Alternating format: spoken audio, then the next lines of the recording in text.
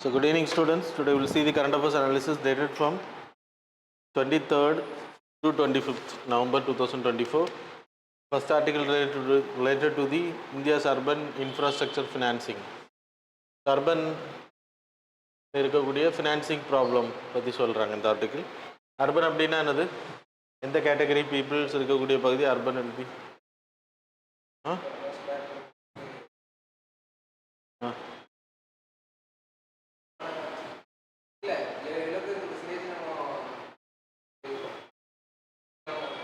$95% occupation, agricultural இல்லாத job, சரியா?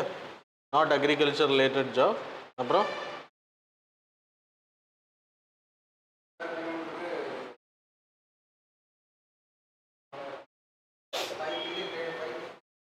5,000 population.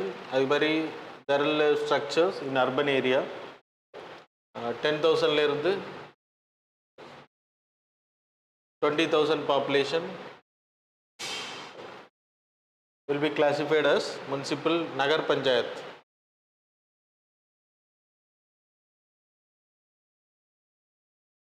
The மாதிரி 20,000 and 3 lakh municipal council,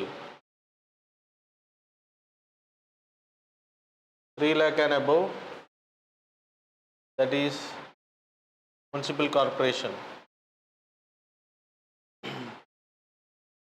So the urban population வந்து இன்னைக்கு ஃபண்ட்ஸில் வந்து ப்ராப்ளம் இருக்குது அப்படின்ற இது டெஃபினிஷன்ஸ் எல்லாமே கொடுத்துருக்கேன், படிச்சுக்கோங்க. இன்றைக்கி இருக்கக்கூடிய 400 million Indian population are in urban. இது வந்து இன்னும் 30 வருஷத்தில், that is 3 decades it will increase to 800 million அப்படின்னு சொல்லப்படுது. அதுக்கான இன்ஃப்ராஸ்ட்ரக்சர் நம்ம செலவு பண்ண வேண்டியது 70 lakh crore. இன்ஃப்ராஸ்ட்ரக்சர் டெவலப் பண்ணுறதுக்காக கவர்மெண்ட் வந்து ஸ்பெண்ட் பண்ண வேண்டியது. அதில் நம்ம எவ்வளோ பண்ணிகிட்ருக்கோம் அப்படின்னா 1.3 lakh crore தான் நம்ம பண்ணிகிட்ருக்கோம். இயர்லி நம்ம 4.61 lakh crore பண்ணணும்.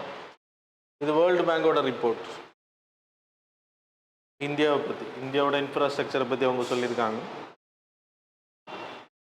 ஃபினான்ஷியல் கேப்பை எடுத்துக்கிட்டிங்கன்னா 45% அர்பன் இன்ஃப்ராஸ்ட்ரக்சரில் ஃபினான்சிங்கில் நமக்கு இருக்கக்கூடிய கேப். ஃபண்டிங் வந்து நமக்கு 2 இடத்துலேருந்து வரும். ஒன்று சென்ட்ரல் கவர்மெண்ட் கொடுப்பாங்க, that is given by the state வந்து நமக்கு ஃபண்ட் ஒதுக்குவாங்க. அது மாதிரி முனிசிபல் அவங்க டேக்ஸ் கலெக்ஷன் பண்ணுவாங்க. இந்த டேக்ஸ் கலெக்ஷன் பண்ணுறதுல ப்ராப்ளம் இருக்குது அப்படின்னு சொல்லப்படுது. அது கலெக்ட் பண்ணுறாங்க, நான் போகுதா அப்படின்றதெல்லாம் டவுட் தான். ப்ராப்பர்ட்டி டேக்ஸ் மட்டும் ஒரு வருஷத்துக்கு நம்ம இந்தியா கலெக்ட் பண்ணக்கூடிய ப்ராப்பர்ட்டி டேக்ஸ் 25,000 crore. அவ்வளோதான் கலெக்ட் பண்ணப்படுது அப்படின்னா இன்னும் சரியா? ஸோ நிறைய கரப்ஷன் இருக்குது அப்படின்றது நம்ம இதில் இந்த டேட்டா வச்சே தெரிஞ்சுக்க முடியும். ஒரு வருஷத்துக்கு 20,000 கோடி தான் இந்தியா ஃபுல்லாக ப்ராப்பர்ட்டி டேக்ஸ் வருதும். அதிலே கரப்ஷன் இருக்குது அப்படின்றது தெரியுது. அது மாதிரி பெங்களூர், ஜெய்ப்பூர் போன்ற சிட்டிஸில் ப்ராப்பர்ட்டி டேக்ஸ் வந்து கலெக்ட் பண்ணுற 5லேருந்து 20% தான் கலெக்ட் பண்ணப்படுது அப்படின்றது. முனிசிபாலிட்டியோட ரெவன்யூ, டேக்ஸ் கலெக்ஷனில் வரக்கூடிய ரெவன்யூ இட் ரெடியூஸ் டு 51%லேருந்து 43% குறைஞ்சிருக்கு அப்படின்ற சொல்கிறாங்க. ஸ்டேட்ஸோட ஷேர் இன்க்ரீஸ் ஆகிருக்கு அப்படின்னு சொல்லப்படுது. முனிசிபாலிட்டி கொடுக்கக்கூடியது, அர்பன்ஸுக்கு கொடுக்கக்கூடியது 37%லேருந்து 44 இன்க்ரீஸ் ஆகிருக்கு.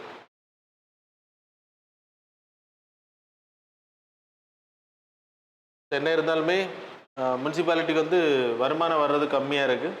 வருமானம் வராததுனால முனிசிபாலிட்டி வந்து இன்ஃப்ராஸ்ட்ரக்சர் டெவலப்மெண்ட் பண்ண முடியலை அப்படின்றத இந்த ஆர்டிகிள் சொல்லுது. சரியா? தட் இஸ் 800 million பாப்புலேஷன் அப்படின்றப்போ we need to create a lot of infrastructures. அதுக்கு ரிஃபார்ம் சொல்கிறாங்க. அப்புறம் லோ யூட்டிலைசேஷன் ஆஃப் ஃபண்டு. சில சிட்டிஸ்லலாம் வருமானம் வந்தாலுமே அது செலவு பண்ண மாட்டேங்கிறாங்க. 23% ஆஃப் த ஃபண்டு தான் யூட்டிலைஸ் பண்ணப்படுது ஜெனரலாக. மீதி 77% நாட் யூட்டிலைஸ்ட். சரியா? அது மாதிரி சென்னை அண்ட் ஹைதராபாத் எக்ஸாம்பிள் சொல்லியிருக்காங்க. அவங்க வரக்கூடிய வருமானத்தில் 50% தான் செலவு பண்ணுறாங்க அப்படின்ட்டு. ஃபண்டை வந்து யூட்டிலைஸ் பண்ணலை. அப்போ அந்த மீதி ஃபண்டெல்லாம் question Chennai is there. Okay, reform பண்ணுறதுக்கு ரெக்கமெண்ட் பண்ணுறாங்க. Reform should be made. Public private பார்ட்னர்ஷிப்பை அதிகமாக பயன்படுத்தி நிறைய ப்ராஜெக்ட்ஸாக பண்ணுறேன். இப்போ 70 லட்சம் கோடிக்கான ப்ராஜெக்ட்ஸை நீங்கள் பப்ளிக் ப்ரைவேட் பார்ட்னர்ஷிப்பு கொடுத்துடலாம் அப்படின்ட்டு ரெக்கமெண்ட் பண்ணுறாங்க. அவங்க கரெக்டாக எல்லாம் கலெக்ட் பண்ணுவாங்க. அப்படிதானே, டோல் கலெக்ஷன் மாதிரி. ஸோ யா, கிளீனிங் ஒர்க்காக இருக்கட்டும், இன்ஃப்ராஸ்ட்ரக்சர் க்ரியேட் பண்ணால் பப்ளிக் ப்ரைவேட் பார்ட்னர்ஷிப் ஃபண்டிங். அது மாதிரி முனிசிபல் பாண்ட்ஸ் க்ரியேட் பண்ணுறது. முனிசிபல் பாண்ட்ஸ்னால் என்னது? முனிசிபாலிட்டி வந்து பாண்ட் செல் பண்ணி, இப்போ நாகர்கோவில் முனிசிபாலிட்டி கார்பரேஷன் வந்து பாண்ட் இஷ்யூ பண்ணுவாங்க. நல்ல டேக்ஸ் கலெக்ஷன், நல்ல ப்ராஃபிட் இருந்துச்சுன்னா people will purchase the bond, ஏன்னா ரிட்டர்ன் கிடைக்கும். இந்த மாதிரிலாம் இருந்தால் ரிட்டர்ன் கிடைக்காது. சரியா, டிஃபிஷியன்சியில் இருந்தால் யாரும் இன்வெஸ்ட் பண்ண மாட்டாங்க. அதுக்கு ஒரு ரேட்டிங் இருக்கும். ஸோ பி கிரேட் அப்படின்ற பாண்ட்ஸ் எல்லாம் இன்வெஸ்ட்மெண்ட் கம்மியாக தான் இருக்கும். புரியுதா? ஸோ தென் டிஜிட்டல் பப்ளிக் இன்ஃப்ராஸ்ட்ரக்சரை க்ரியேட் பண்ணுறது. இப்போ டேக்ஸ் கலெக்ஷனில் இருக்கக்கூடிய ப்ராப்ளம் என்ன அப்படின்னா எல்லாமே கையில் வாங்குறது. There is no online.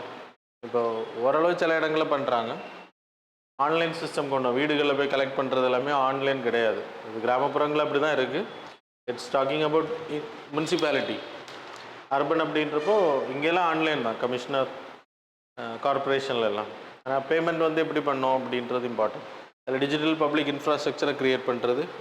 அது மாதிரி வைஃபை சிஸ்டம்ஸ், கார் பார்க்கிங், சரியா, சேஃப்டி சிஸ்டம் ப்ரொவைட் பண்ணால் people will pay for it. இதெல்லாமே அதன் மூலமாக வருமானத்தை ஈட்டி இன்னும் இன்ஃப்ராஸ்ட்ரக்சரை டெவலப் பண்ணலாம் அப்படின்றத சொல்கிறாங்க. த நெக்ஸ்ட் ஆர்டிகிள்ஸ் அது மாதிரி மானிட்டைஸ் லேண்ட், யூஸ் பண்ணாமல் இருக்கக்கூடிய லேண்டை வந்து வாடகை கொடுறது. இங்கே மெட்ரோ சிட்டியாக மாற்றுறது. மெட்ரோ டிரான்ஸ்போர்ட்டேஷன் கொண்டு வந்தாச்சுன்னா நல்லா வளரும். மெட்ரோஸ் வரும்போது, ஏர்போர்ட்லாம் வரும்போது ஒரு டிஸ்ட்ரிக்ட் வந்து பயங்கரமாக வளரும். அந்த மாதிரி கொண்டு வரும். சரியா? என்னம்மா பாதிப்பு இல்லைன்னா வாரத்தில் தான் கட்டணும். ஸ்பேஸில் தான் ஏர்போர்ட், ஃப்ளைட்டில் இருந்து அப்படி இறங்கணும் கீழே. கரெக்ட் தானே? லேண்டில் பாதிப்பு இல்லாமல் பண்ணுறதுன்னா அப்படி தானே பண்ண முடியும். யாருக்குமே பாதிப்பு இருக்காது. அப்படியே மேலேருந்து கீழே இறங்கினா போதும், ஃப்ளைட் அங்கேயே நிற்கட்டும்.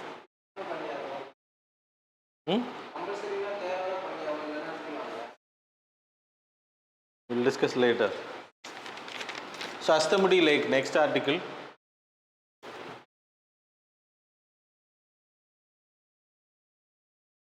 Astamudi Lake in the state. Astamudi is an estuary. Estuary na another. Estuary illa. Estuary. Geography. Estuaries. So Narmada Tapi river is an example.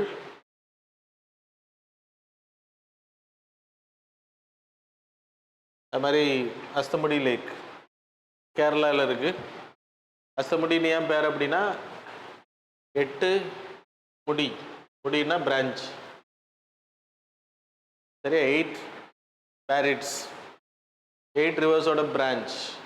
இப்போ that's why it is called as Astamudi Lake in Perit. So it's a Ramsar site. It's a wetlands.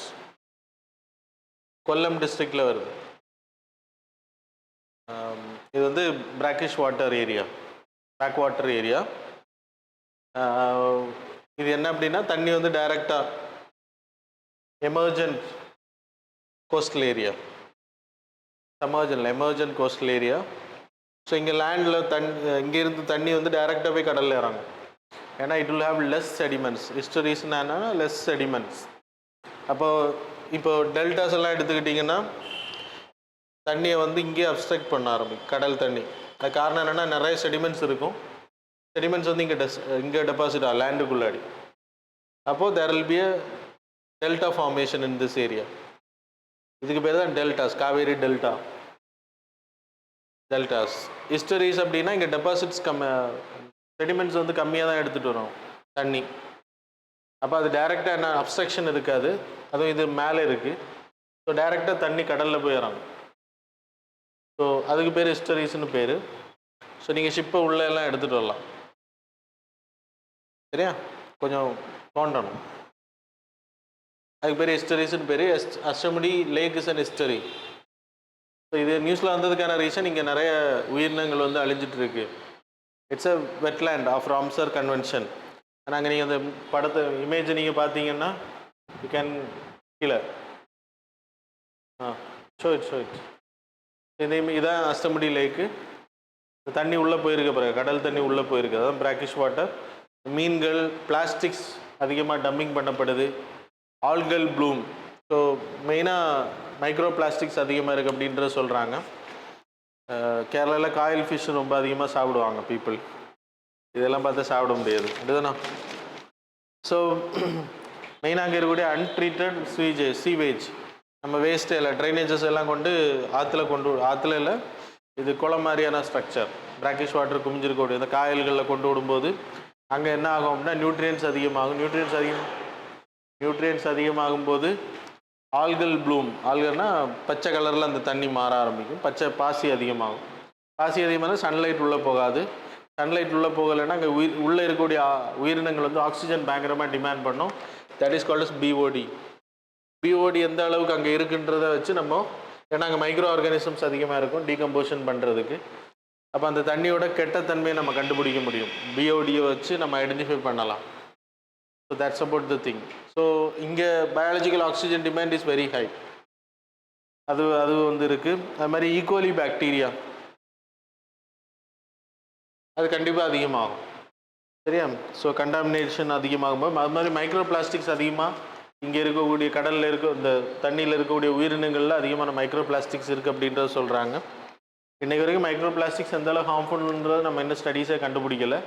எந்த ஸ்டடியுமே அது cancer cos பண்ணுது அப்படின்லாம் சொல்லலாம். ஆனால் ஃப்யூச்சரில் வர்றதுக்கான வாய்ப்புகள் அதிகம். கிட்டத்தட்ட இப்போ எல்லா மீன்களாக இருக்கட்டும், நம்ம சாப்பிடக்கூடியதில் எல்லாமே மைக்ரோ பிளாஸ்டிக்ஸ் இருக்குது. பிளாஸ்டிக்ஸை நம்ம தண்ணியில் போடுறதுனால அது அப்படியே தண்ணி கூட வந்து கலைஞ்சிருது. ஃபுல்லாக கலையலைனாலும் மைக்ரோ பிளாஸ்டிக்ஸ் கலைஞ்சிருக்கு. நம்ம பிளாஸ்டிக் தண்ணி குடிக்கிறோம், பாட்டிலில் தண்ணியெல்லாம் குடிக்கிறீங்கல்ல, அதுலேயே மைக்ரோ பிளாஸ்டிக்ஸ் இருக்குன்றாங்க. நாளையிலேருந்து அவன் தண்ணி குடிக்க மாட்டோம். புரியுதுனா? அதுக்கு ஸ்டடீஸ் இது வரைக்கும் WHO ஸ்டடி உங்களுக்கு தெரியும். அவங்க இது வரைக்கும் சொல்லியிருக்காங்க நோ இஷ்யூஸ், அதனால் எந்த ப்ராப்ளமும் இது வரையும் அக்கறை ஆகலை அப்படின்னு. இனி ப்ராப்ளம் அக்கறாகி எல்லாம் முடிஞ்சதுக்கு பிறகு வந்து சொல்லுவாங்க தண்ணி குடிக்காதீங்க அப்படின்னு சொல்லுவாங்க. WHO அவ்வளோ ஸ்லோ ப்ராசஸ். ஆனால் அது மைக்ரோ பிளாஸ்டிக்ஸ் எந்த அளவு கேடு விளைவிக்கும் அப்படின்றது இது வரைக்கும் ரிப்போர்ட்ஸ் இல்லை. ஆனால் மைக்ரோ பிளாஸ்டிக் அதிகமாக இருக்குது அப்படின்றது ஈவன் நம்ம மினரல் வாட்டர் குடிக்கிறோம்னா பாட்டில் வாட்டர் அதுலேயும் மைக்ரோ பிளாஸ்டிக்ஸ் இருக்குது. அதனால் பயப்பட தேவையில்லை. எல்லாருமே அதை கன்சியூம் பண்ணிட்டு தான் இருக்கும். ஓகே. ஸோ அப்புறம் second largest brackish water in India Ramsar சைட்டாகவும் இருக்குண்ணா. Second largest brackish water in India Ashtamudi lake. 2002 இது வந்து ராம்சர் சைட் தான். கொஸ்டின்ஸில் கேட்பாங்க, அஸ்தம்படி லேக்கை பற்றி கேட்பாங்க.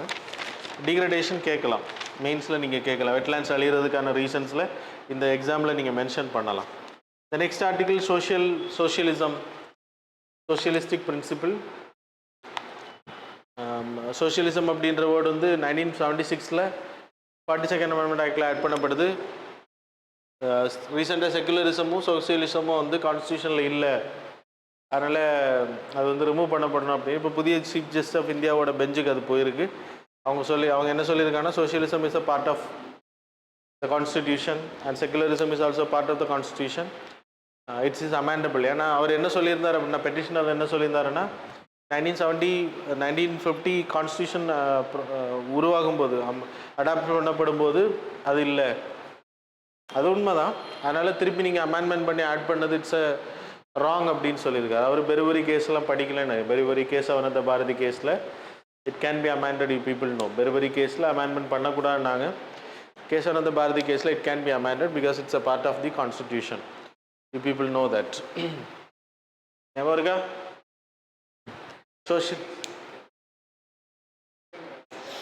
Kesavananda Bharati case, socialism and secularism is a part of constitution. அது preamble is a part of constitution சொன்னாங்க. ஸோ செகுலரிசம் சோஷியலிசம் அதில் இருக்கிறனால ஸோ யூ கேன் அமெண்ட் பண்ணி ஆட் பண்ணலாம் அப்படின்றது கேசவானந்த பாரதி கேஸில் சொல்லிட்டாங்க. So it was added. So it is not a wrong அப்படின்றத இப்போ ஜட்ஜ்மெண்ட்டில் அப்ஹோல்ட் பண்ணியிருக்காங்க, பழைய ஜட்ஜ்மெண்ட்டை. Plus secularism and socialism is a part of basic structure அப்படின்றதையும் இப்போ தெளிவாக சொல்லியிருக்காங்க. போன ஜட்ஜ்மெண்ட்லேயே நான் உங்களுக்கு சொன்னேன். இது இப்போ final judgement given by the chief justice bench அவங்க சொல்லியிருக்காங்க. அது மாதிரி சோஷியலிசம் அப்படின்ற வேர்டுக்கு ஒரு விளக்கம் கொடுத்துருக்காரு. So it's a integral part நான் உங்களுக்கு சொல்கிறேன். So socialism means collective ownership, equitable distribution of resources, state intervention பண்ணுவாங்க, பப்ளிக் ஓனர்ஷிப் அதிகமாக இருக்குது. we are following the Nehruvian model of socialism, then Gandhian model of socialism, Nehruvian Fabian model of socialism we have studied during preamble படிக்கும்போது படிச்சுக்கோங்க. So equitable distribution of resources, அப்புறம் ownership வந்து collective ownership வந்து வச்சுருப்பாங்க, public வந்து அதிகமான infrastructure. அதனால தான் நெஹ்ருவின் மாடல் ஆஃப் சோஷியலிசமில் we created lot of public sector industries during Nehru இண்டஸ்ட்ரியலைசேஷனில். செகண்ட் 5 இயர் பிளானில் we made lot of industries பேஸில். நெய்வேலியாக இருக்கட்டும், அனல் மின் நிலையங்கள், தெர்மல் பவர் பிளான்ஸ் அதிகமாக, இதெல்லாம் ஸ்டீல் பிளான்ஸு, செயில், கெயில் இதெல்லாமே வந்தது, ஓஎன்ஜிசி இதெல்லாமே வந்ததுக்கான ரீசன் வந்து சோஷியலிஸ்டிக் பிரின்சிபல் கேட்டகரியில் தான். பப்ளிக் இன்வெஸ்ட்மெண்ட்ஸ் ஆரம்பித்தாங்க நிறைய. சரியா? சேலஞ்சஸ் எடுத்துக்கிட்டிங்கன்னா அது மாதிரி ஓபிசி, எஸ்சி, எஸ்டி பீப்புளுக்கான சோஷியல் ஜஸ்டிஸ், லேண்ட் ரிஃபார்ம் பண்ணது நெஹ்ரு டைம் பீரியடில், இதெல்லாமே சோஷியலிஸ்டத்தோட பார்ட். டிஸ்ட்ரிபியூஷன், அது மாதிரி செக்குலரிசம் ஆல்ரெடி பீப்புள் நோ, நம்ம படித்தாச்சு, நிறைய வாட்டி நம்ம டிஸ்கஸ் பண்ணியிருக்கோம். சேலஞ்சஸ் எடுத்துக்கிட்டிங்கன்னா சோஷியலிசமில் கொடுக்குறதுல எக்கனாமிக் டிஸ்பேரிட்டிஸ், நிறைய இடங்களில் ரிசோர்ஸஸ் இல்லை கொடுக்கறதுக்கு. அது மாதிரி you having bureaucratic interference in everywhere, political interference and bureaucratic interference, ஜாதி அடிப்படையில் பிரிவினைகள் இன்றைக்கும் இருக்குது. அப்புறம் பாலிசி ஷிஃப்ட், நம்ம அடிக்கடி பாலிசி ஷிஃப்ட் பண்ணுறது, குளோபலைசேஷன் அண்ட் ப்ரைவேட்டைசேஷன் அதிகமாக போகிறதுனால சோஷியல் ஜஸ்டிஸ் இன்றைக்கி கொஞ்சம் கொஞ்சமாக மறைஞ்சிட்டு இருக்கு அப்படின்றத நம்ம பார்க்குறோம். ரிசோர்ஸஸில் இருக்கக்கூடிய என்ன சொல்லுது, க்ரன்ச்சுன்னு சொல்லலாம், இல்லைனா ப்ராப்பராக இல்லை எல்லாருக்குமே டிஸ்ட்ரிபியூட் பண்ணுற மாதிரி. இன்றைக்கி அதனால தான் நம்ம எல்லாருக்குமே வேலை கொடுக்க முடியலை, பாவர்ட்டியில் people are there, we need to provide free rations இந்த மாதிரி கொடுக்க வேண்டிய கட்டாயத்தில் இருக்கும். லேண்டு கொடுக்க முடியலை, வீடுகள் கொடுக்க முடியலை எல்லாருக்குமே. இதெல்லாமே சோஷியல் ஜஸ்டிஸில் நம்ம அச்சீவ் பண்ண முடியாத பார்ட்டாக சொல்லப்படுது. சரியா? Okay, the next Paris climate change agreement இப்போ எண்ட் ஆகிருக்கு அந்த மீட்டிங். அதில் எதுவுமே அச்சீவ் பண்ணாமல் ஒரு மீட்டிங் நடந்து முடிஞ்சிருக்கு அப்படின்றத இந்தியா பயங்கரமாக கிரிட்டிசைஸ் பண்ணியிருக்காங்க. அதில் அர்ஜென்டினா வந்து அவங்க ஸ்டாண்ட்ஸ்லேருந்து நாங்கள் மாற போகிறோம் அப்படின்னு சொல்கிறாங்க. அவங்க பாரிஸ் கிளைமேட் சேஞ்ச் அக்ரிமெண்ட்டில் உங்களுக்கு தெரியும் 2015 இட் வாஸ் சைன்ட். அதில் 1.5 டிகிரி செல்சியஸுக்குள்ளாடி you need to contain the heat, 2 degree Celsius at least you need to do. இதில் ஏதாவது ஒன்று அச்சீவ் பண்ணணும். 2 டிகிரி முதல்ல டார்கெட்டு, அதுக்கப்புறம் 1.5 டிகிரியில் we need to contain it அப்படின்றது டார்கெட் வச்சுருக்கோம். அதை நோக்கி தான் நம்ம நெட் ஜீரோ கான்செப்ட்லாம் கொண்டு வந்தோம். இதுக்கான ஃபண்டிங் இப்போ அர்ஜென்டினா என்ன சொல்லுது அப்படின்னா, நாங்கள் வந்து இதுலேருந்து பின்வாங்க போகிறோம். ஏன்னா 5 வருஷத்துக்கு ஒரு வாட்டி அவங்க வந்து என்னென்ன பண்ணியிருக்கோன்னு சொல்லணும். அவங்க ஃபாசில் ஃபியூயல் பேஸ்டு கண்ட்ரி, அவங்க வந்து ரீதிங்க் பண்ண போகிறோன்னு சொல்லியிருக்காங்க. அப்போ கண்டிப்பாக அடுத்த மீட்டிங்கில் அவங்க போயிடுவாங்க இந்த மீட்டிங். ஏன்னா article 28 of this Paris climate change agreement it's provide a way those not willing countries can move out. அப்படி தான் அமெரிக்கா வந்து முதல்ல போச்சுது, அதுக்கப்புறம் திருப்பி வந்ததுக்கு இன்றைக்கி திருப்பி அவர் தான் வராரு. போனவர் ட்ரம்ப் தான் முதல்ல வெளியில் போனார், திருப்பியும் அவர் வராரு, திருப்பியும் அவங்க வெளியில் போவாங்களான்றது தெரில. ஆர்டிகிள் 28ல் there's a provision, அவங்க வந்து 2 வருஷம் டைம் எடுத்துகிட்டு they can leave this Paris climate change அக்ரிமெண்ட்டில் வந்து லெஃப்ட் ஆகிக்கலாம். குரூப் வாட்ஸ்அப் குரூப் மாதிரி கிடையாது, உடனே லீவ் பண்ண முடியாது. there's a phase இருக்குது, there will be a time limit. ஆனால் அவங்க வந்து லெஃப்ட் ஆக போகிறத அவங்க சொல்லிகிட்டு இருக்காங்க, ரீஅசஸ் பண்ண போகிறோம் அப்படின்றது. உடனே அவங்க வேறு ஏதாவது கமிட்மெண்ட்ஸ் சொல்லுவாங்கன்னு நினைக்கிறேன். அதுக்கப்புறம் இந்தியா போன்ற நாடுகள் என்ன சொல்லியிருக்காங்கன்னா, இது வந்து கார்பன் மார்க்கெட்டை மட்டும்தான் இந்த மீட்டிங்கில் வந்து டிசைட் பண்ணியிருக்காங்க. கார்பன் மார்க்கெட் நம்ம இது வரைக்கும் உள்ளூர்களில் பண்ணிகிட்டு இருந்தோம், இப்போ international, that is UN recommended carbon marketing system. அது உங்களுக்கு தெரியும், article 6.4. Okay, that is not that much important. சரியா? ஆர்டிகிள் 6 ஞாபகம் வச்சுக்கோங்க, கார்பன் கிரெடிட்ஸ், கார்பன் ட்ரேடிங். அது வந்து அது மட்டும் தான் ரெகக்னைஸ் பண்ணியிருக்காங்க இந்த மீட்டிங்கில். இந்த new collective quantified data, new collective quantified goal data இல்லை, quantified goal. இது வந்து புதுசாக இப்போ லான்ச் பண்ணாங்க. இந்தியா வந்து இதை செம்மையாக கிரிட்டிசைஸ் பண்ணியிருக்காங்க. இதெல்லாம் இலூஷனாக இருக்குது நீங்கள் சொல்கிறீங்க. ஏன்னா கோப்பன்கனில் 2009 ஆரம்பித்தாங்க, 100 பில்லியன் தொடணும். 2020க்குள்ளாடி வி நீட் டு கிரியேட் அப்படின்றத வச்சு இழுத்து 2025 அதை எக்ஸ்டெண்ட் பண்ணாங்க. இன்றைக்கு வரைக்கும் அந்த 100 பில்லியனை பெருசாக நம்ம அச்சீவ் பண்ண முடியலை. அப்புறம் இப்போ புதிய டார்கெட் என்ன சொல்கிறாங்க அப்படின்னா, இது வந்து ஃப்ரேம் ஒர்க் பண்ணியிருக்காங்க, ஆனால் இது வந்து டிஸ்கஸ் பண்ணப்பட்டிருக்கு, பட் நெவர் ஹேப்பன். அதை அச்சீவ் பண்ண முடியல அவங்க டார்கெட்டை. 2025 we need to have every year அது 2030 1.4 ட்ரில்லியன் இன்வெஸ்ட் பண்ணணும். 1.34ன்னு நினைக்கிறேன், அது கரெக்டாக வரல. அதனால் அது அப்படி அடுத்த மீட்டிங்கில் சில வேலை வேறு ரூபத்தில் கொண்டு வரும். அதனால் அது இம்பார்ட்டன்ட் கிடையாது. இது டீலில் வரல இந்த வாட்டி, இது மட்டும்தான் டீல் முடிஞ்சிருக்கு இந்த வாட்டி. சரி, அதனால் நீங்கள் அதை மட்டும் கரெக்டாக படித்தா போதும். அது ஏற்கனவே நான் உங்களை எக்ஸ்பிளைன் பண்ணிட்டேன் கார்பன் மார்க்கெட்டை பற்றி. சரியா? ஸோ நியூ கலெக்டிவ் குவான்டிஃபைட் டேட்டா, குவான்டிஃபைட் கோல், அது வந்து என்ன அப்படின்னா 1.4 ட்ரில்லியன். அதில் கிட்டத்தட்ட 2.3 ட்ரில்லியன் 2030க்குள்ளாடி இன்வெஸ்ட் பண்ணணும் அப்படின்றது தான் டார்கெட். சரியா? அது எப்படி பண்ண போகிறாங்க, அது எதுக்குன்னா டெவலப்டு கண்ட்ரிஸ் வந்து டெவலப்பிங் கண்ட்ரீஸில் இன்வெஸ்ட்மெண்ட் பண்ணணும், ட்ரான்சிஷன் ஆகுறது. ஸோ அப்போ எப்படி அவங்க பண்ணுவாங்க அப்படின்ற கொஸ்டின் மார்க். ஒவ்வொருத்தங்களாம் கலண்டுருவாங்க லாஸ்ட்டில், என்ன தெரிஞ்சு இப்படியே போச்சு அப்படின்னா. இந்தியாவும் இந்த வாட்டி பொறுமை இழந்திருக்கு, இல்யூஷன் அப்படின்னு சொல்லியிருக்காங்க. இந்தியாவே கிரிட்டிசைஸ் பண்ணியிருக்குன்னா பார்த்துக்குவாங்க. இந்தியாவுக்கு தான் இதில் அதிகமாக ஃபண்டு பெனிஃபிட்ஸ் அடையக்கூடிய கண்ட்ரி, ஃபண்டு கிடச்சுன்னா. ஆனால் அவங்களே இது இல்யூஷனாகவே போயிட்டுருக்கு அப்படின்ட்டு இருக்காங்க. Anyway, that's about the articles. Now we will move on to the MCQs.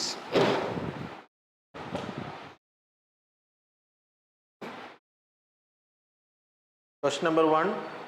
Which of the following sets of the countries do not include a member of the ICC? ICC-ல இல்லாத member set எது அப்படின்றது கேட்டிருக்காங்க. Options are United States, China, India. Option B Japan, Canada, Russia. Option C Brazil, South Africa, Egypt. Option D Mexico, Argentina, Australia. Question number 2. With reference to the BIT, consider the following statements. Statement number 1, it sets the terms and conditions for private investments by nationals and companies of one country in another. Statement number 2, it is a part of international investment agreement under the United Nations Conference on Trade and Development. So, which of the statements given above are correct? Options are A1 only, B2 only, C both, D neither. Question number 3. Comptroller Audit General, consider the following statements. Statement number 1, it is a constitutional body and serves as an guardian of the public purse. Statement number 2, it can be removed by the President of India on the same grounds and same manner as the Judge of the Supreme Court. Statement number 3, it holds office for 5 years or up to 60 years of age. So whichever is earlier. Which of the statements given above are correct? Options are A 1 and 2 only, B 1 and 3 only, C 2 and 3 only, D 1, 2 and 3 only. Question number 4. Consider the following statements regarding G20. G20 nations account of over 95% of GDP and about 60% of the world population. Statement number 2, G20 Rio de Janeiro Leaders Declaration 2024 advocates for progressive effective taxation of the super rich. Statement number 3, India is the first G20 country to have fulfilled the commitments made under the Paris Agreement ahead of the time. Paris Climate Change Agreement. So how many of these statements given above are correct? Options are A1 only, B2 only, C both, D neither. Question number 5. Regarding carbon credits, consider the following statements. Statement number 1, they refer the carbon emission reduction or removals measured in tons of carbon dioxide equivalent. Statement number 2, the carbon credits represent the offset for 1 ton of carbon dioxide or equivalent of other greenhouse gases. Statement number 3, these credits are generated by projects that observe or reduce carbon emissions and are certified by international bodies. How many of these statements given above are correct? Options are A1 only, B2 only, C both, D neither. So now we will see the answers for the previous. Question number 1, answer is B. Question number 2, answer is D. Question number 3, answer is C. Question number 4, answer is A. Question number 5, answer is okay. Question number 5 is the oldest question. So that's all about the current affairs and MCQ. Thanks a lot for joining with us.